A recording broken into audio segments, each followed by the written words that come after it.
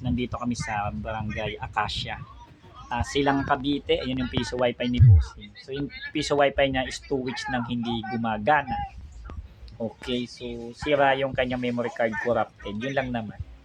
So yun, buti may hawak siyang license. So yung license niya is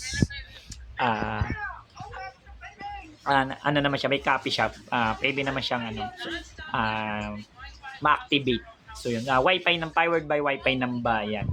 So 2 weeks nang hindi gumagana. Tapos gusto niya mapagana. Ang dami niya nang na-contact ng mga manggagawa. So yun. So, salamat din po sa tiwala. So yun lang naman. So i-set up na niya. Tapos ang problema din pala sa bento, sira na yung relay.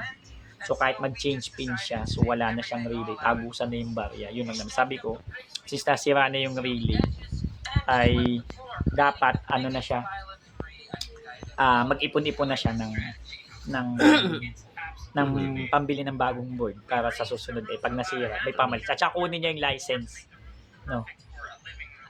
Doon sa builder o sa seller nito para ma-activate niya sa susunod kasi wala sa kanya yung license. Buti na lang pwede pang i-copy lang. Ngayon, pagka nasira yung board, wala nang copy doon. Kailangan mo i-cancel. Paano niya i-cancel? Wala sa kanya yung license yun. So yun. So kailangan ng yun ang gawin. So yun. Maraming salamat sa mga taga Black at ang mga taga Acacia dito sa Block 8, Lot 21 sa AHC Moto. So dito kayo mag-wifi, sulit na sulit. So sunod na marami ng business pa dito. Maraming salamat po sa tiwala. Pisimo gawa mo, don't forget to subscribe.